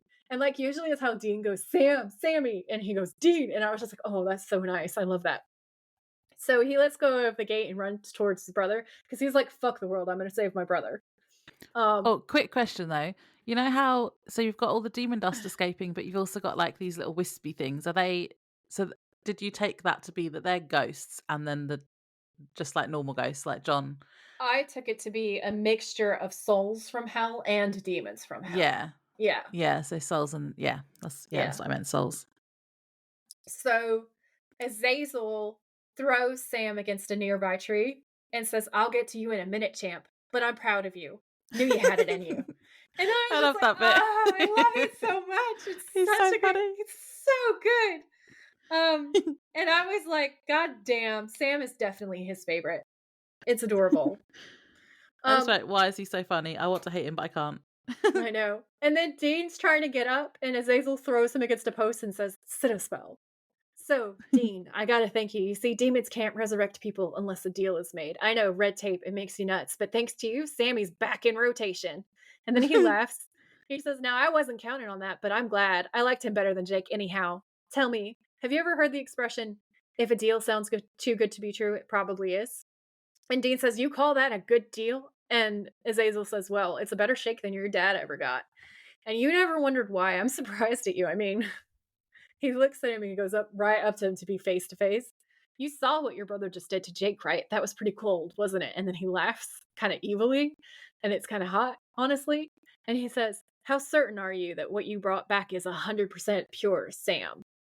And Sam's watching, and he looks absolutely like horrified, and we can't tell if he can hear them or not. And then there's also ghosts and the demons, and there's just a lot going on, right? So Sam is like, "Oh, fuck." And Azazel laughs and he says, "You of all people should know that what's dead should stay dead." And I wrote down, Dean is like, "Damn, he just quoted me to me." That is Dean's line. So he says, "Anyway, thanks a bunch. I knew I kept you alive for some reason, until now anyway. I couldn't have done it without your pathetic, self-loathing, self-destructive desire to sacrifice yourself for your family." And then he cocks the Colt because he's about to shoot Dean because he's like, "I don't need you anymore." And then boom, John Winchester grabs the demon from behind. The body of the demon had like possessed falls to the ground, the gun still in hand, while John and the cloud of smoke that was Azazel wrestle around. Which means John Winchester is badass enough, even as a soul, to rip a demon out of a living human, which is just like, that's hot. Okay. Jeffrey Dean Morgan also looks like a snack this entire time. Yeah. This whole thing is everything. So the demon pushes him to the ground and enters the body once more. Where he stands up, Dean is pointing the Colt at him, shoots him in the heart. The demon then falls to the ground dead. And I was like, this is quite possibly the coolest tag team that I've ever seen. That's my thirst trap of the episode, okay? And the effect is cool, because we've talked about this before when they've used the Colt. So good. It's that like so electrocution good. Almost is cool. Yeah. So my notes are literally the biggest, like all caps, like 3 fingers of all caps of me screaming, "Let's go, John!" Which is what I actually said when I was watching the episode. I just screamed in my room by myself, "Let's go, John!" And my neighbors are probably like, "What the hell?" I just like, to be fair, I said his eyes and mouth turn a fiery red. Then we get the electrocution effect on his body and see his skeleton flash a couple of times and some lightning effects. And then he collapses on the ground and his eyes turn a normal blue instead of yellow. It's so scary and also kind of tragic in a way. Yeah. It's beautifully done. I don't know what they did differently, but I feel like they polished up the special effects a little bit. Yeah, it was different. These ones feel cooler than the other times. I love it so much. And in my notes, I said Ellen and Bobby closed the gate, and then I wrote, "We are all crying." So I cried. I'm sure there's a part in here later on where I wrote, "And now I'm ugly crying," and I literally had like a snot bubble. I was like, that's probably the bit when they're talking to John in a sec. Oh yeah, it is. So then Dean stands up and faces his dad, and John walks forward and smiles at Dean, putting his hand on Dean's shoulder. They're both teary-eyed, and Sam approaches. And Dean and John both look at Sam, and John and Sam nod to each other. And with another look at Dean, John steps back and disappears into a white light. It's so beautiful. I have a question. So when he disappears in the white light, does that mean that because the other-eyed demon is dead now, and he was the one who owned his soul, he gets to go to heaven. That was my theory. Yeah. Yeah, that was my theory. Oh, I had my last fun fact. You know how in the preamble I said there was some problems with recording this episode? This was the last one. So having Jeffery Dean Morgan back was an issue because he wasn't available. So they actually ended up filming his pieces 6 weeks in advance. And that meant they had to film. So Jared's bit was then filmed like on a blue screen. So all three of them were kind of not actually all there at the same time. Oh, but you wouldn't be able to tell from watching it. Wild. Yeah. I would never know that. And there's a bit in the special features where Jared is like, he's doing his bit and he's filming with like a blue screen, and then he's got like the 2 tennis ball things, so he knows where people are supposed to be. Jeffery Dean Morgan and Jensen would be. Yeah. Yeah. That's so cool. So they had all of these kind of filming issues, but they managed to. I think it's such a good episode. It's so good. It's amazing. So Dean and Sam stand over the demon's smoking body, and they're both shook. And Dean says, well, check that off the to-do list. And then he laughs a little bit. He has a little smirk as well. It's so funny. He does. It's hot, and it's funny, and it's adorable. It's all three. It's hot, fun, adore. I don't know. So Sam says, you did it. And Dean says, I didn't do it alone. And Sam says, do you really think he climbed out of hell? And Dean says, the door was open. If anyone's stubborn enough to do it, it would be him. And Sam says, where do you think he is now? And Dean says, I don't know. And Sam says, I kind of can't believe it, Dean. I mean, our whole lives, everything, it's been prepping for this. And now I kind of don't know what to say. And Dean says, I do. And then he leans over the body of Azazel and says, that was for our mom. You son of a bitch. It's so beautiful. And that was the line that got me. That was when I was ugly crying. Was right when he said that was for our mom. It makes me emotional now. I love it so much. It's so good. It was cute. Dean is just so like vulnerable, but also angry. I don't know how to describe it. Jensen did it absolutely flawlessly. It was so real. And every time I see it or think about it, I want to cry. Like, it's just such an amazing piece of cinema. So we cut to Sam and Dean walking towards the Impala, and Dean opens the door, and Sam says, when Jake saw me, it was like he saw a ghost. And Dean looks fucking guilty, y'all. He stops, shuts the door to go over to Sam to like pretend that nothing's wrong. You know what I'm saying? He's trying to con. Yeah, he's not going to say anything. He's scoffing. He says, I mean, you heard him, Dean. He said he killed me. And Dean's like, glad he was wrong. And Sam says, I don't think he was, Dean. And he says it in this pointed way. And he says, what happened after I was stabbed? And Dean says, I already told you. And Sam says, not everything. And Dean says, Sam, we just killed the demon. Can we celebrate for a minute? No, I really Dean. felt that. I felt that in my bones. And Sam says, did I die? And Dean's like, oh, come on. And Sam says, did you sell your soul for me like Dad did for you? And Dean's like, oh, come on, no. I was like, my beautiful, beautiful liar. Yeah. And Sam keeps looking at Dean and he's like, tell me the truth. And Dean kind of sniffs. And he says, Dean, tell me the truth. And Dean says, Sam. And then he laughs. And Sam's voice is breaking. He says, how long did you get? And Dean says, 1 year. And Sam nods and he's kind of got tears in his eyes. And he says, I got 1 year. Sam says, you shouldn't have done that. How could you do that? And Dean says, don't get mad at me. Don't you do that. I had to look out for you. That's my job. And Sam says, and what do you think my job is? And Dean's like, what? And Sam says, you've saved my life over and over. I mean, you sacrificed everything for me. Don't you think I'd do the same for you? You're my big brother. There's nothing I wouldn't do for you. And I don't care what it takes. I'm going to get you out of this. Guess I got to save your ass for a change. And that was a fun line. And Dean says, yeah. And I was like, oh, it was really adorable. Cute. I bet Brad Creaser was like, oh. I love it when they're cute. Yeah. That was perfect. Yeah. So then Ellen and Bobby come over, and Ellen says that although the Otherwise demon is dead, a lot more got out. And Dean asks how many, and Sam says 100 or maybe 200, an army. He's unleashed an army. And Bobby says, hope to hell you boys are ready because the war has just begun. And then Dean says, well then, and smiles. And then we get the scene. It's like the same from the beginning. Yeah. From inside the... Where they open the trunk of the car. Yeah.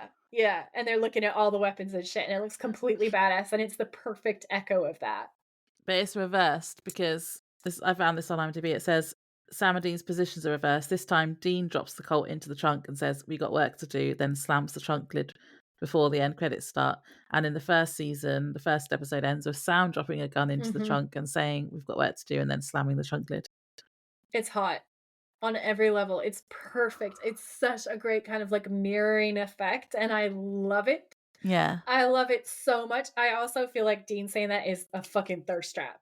Like that whole scene there was like such a thirst. It was beautiful. It was so beautiful. My mind was blown. I love it so much. At the end of my notes, I just wrote about how I prefer the end of season 2 to the end of season 1, but I think it is because it's not technically a cliffhanger. It rip your heart out too. In the same way. It's kind of wrapped up. It does leave it open. We know there's still like this, this army of demons has now been unleashed. So there's and Sam is low-key evil. Oh yeah, and we don't know what's going on with Sam. But it could have, if it had ended, they'd kind of wrapped up the yellow-eyed demon stuff, which I thought was good. Yeah. I think they got some nominations and some awards for the way that season 2 ended. Yeah. I feel like I remember reading that some of the actors got nominations for things like TV awards. And I think it's so well written. It's so cool. I was so happy that Kripke came in and actually wrote this episode because that felt right to me. It was really fun the way that you see like Sam stepping up and being like, Dean, I'm gonna save you. And you also hear him go, Dean, instead of Dean being like, Sammy. You hear Sam go, Dean. And it just like, it's a role reversal and it's so unbelievably cool. Did you want to do end of episode games or have you got anything else? I do want to do games. Okay. Feeling hot or not? Hot. Yeah. We already know Azazel's hot. He's hot and hilarious. Yeah. He's funny. Yeah. Episode scare racing? Shitty. Oh no, sorry. I went to motel, which is what I have next. To say shitty motel. Let's see. Scare rating, I gave it an 8.5 for menace and dead characters. Yeah, see, I thought it wasn't super scary. There was cool special effects, but I suppose there was some gore. When Jake died, that was pretty gory. Yeah. But I only gave it a 4 because it wasn't really scary. So for me, it's when Azazel says that he's gonna make his mom and sister eat their own intestines. Yeah, that was. I was like, it's the creep, the scariness of it all, the menace of a fucking demon army and the apocalypse. Also, Sam is dead for the first half of the episode. Dean is falling apart. And Azazel is super fucking scary. Like in the aforementioned intestines and shit. Like, is he witty and funny? Yes. But it, in a weird way, makes him more scary. So just for the menace and the emotional damage, I gave it an 8.5. Okay. Oh, and Sam is like evil. Like Sam is doing things in a way that we're being led to believe that Sam is evil. And Azazel's like, are you sure that's 100% Sam? That bit was scary. Menace. The menace. It's so scary. I just thought it was funny. Shut up, Laura. I like the yellow-eyed demons. He's funny. He is funny. Where are we up to? Favourite quote? I wrote down, that was for our mom, you son of a bitch. I've got 3. There were so many. It was so hard to choose. Of course you have 3. What were they? I think I'm probably going to go with the first one, which is, oh my, I'm shocked at this unforeseen turn of events. Yeah. Because I love sarcasm. So funny. Oh, actually, this second one is going to be my thirst trap, so I won't have that. My second quote then is Dean at the end saying, well, check that off the to-do list. Yeah, that was really, really good. I do love that. I'm trying to think. I'm sure I had another one that was actually really funny. I'm just trying to see if I can see it in my little highlights here. It was the Sam being like, I'm sorry, no. And then that goes into that other scene where they go, hey, Bobby. Hey, Bobby. And Bobby is like, what the actual fuck is wrong with you? And that was so funny. He was big mad.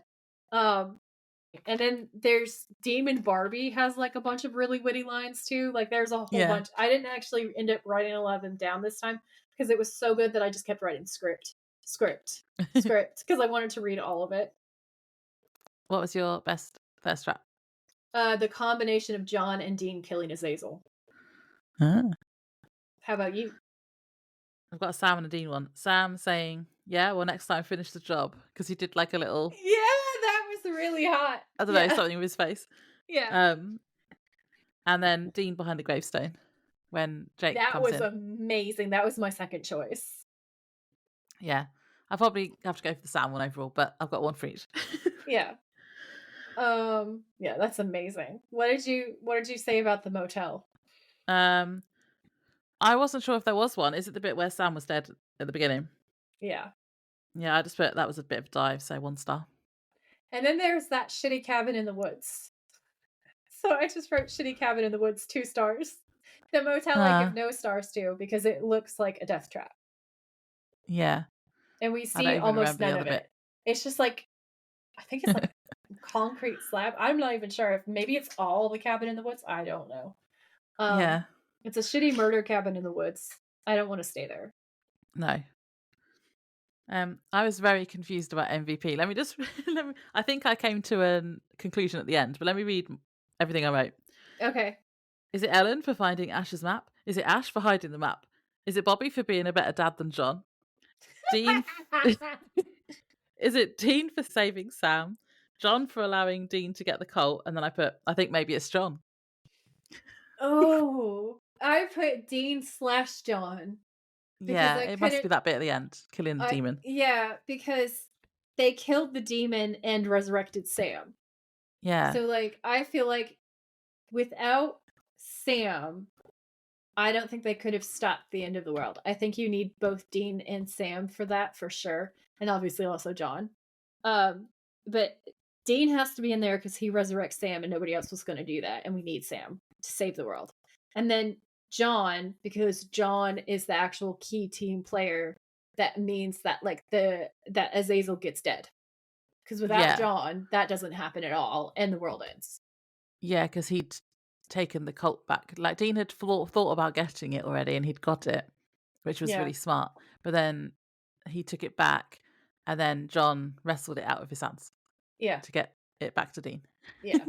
That was like such a cool play because John was like, guess what? I am going to pull your evil soul out of this man's body and then my child is going to shoot you in the fucking face. And that's exactly what happened. And Dean is on it because he knows his dad's moves. Yeah. And it was just so perfectly orchestrated and strategic and awesome. Yeah. So I think it's just everyone. Yeah. Yeah, it's all of them. So next week we will have a wrap-up episode like we did at the end of season 1, and there'll be bloopers, and then we're going to have a week off before we start season 3. Yeah, we will. It'll be good times. We're really excited to start season 3. This is a short season, isn't it? Because it's when the writer's strike was, wasn't it? Yeah, I think so, yeah. It looks like a shorter season. Oh, that means Dean's got even less time to live. He hasn't quite got a year. There's less episodes a day. Okay. So yeah, we'll see you for our wrap up next week. Yeah, and thank you so much for listening. Thank you to everybody following and engaging. Thank you to everybody leaving comments on Spotify. And you guys have absolutely been the best. It's been so nice to get to know you this season and have real conversations. It's been absolutely lovely, and we are so grateful, and we will catch you in the next bonus, fun, cool episodes. Yeah. Bye. Bye. Thanks for tuning in. If you like this episode, please rate, review, and subscribe. We would be very grateful. And if you know someone who would enjoy it, please share. You can find us on Instagram at The Witches of Letters Podcast, or you can email us at thewitchesofletters@gmail.com. Until next time, stay safe out there, have each other's backs, and always keep fighting.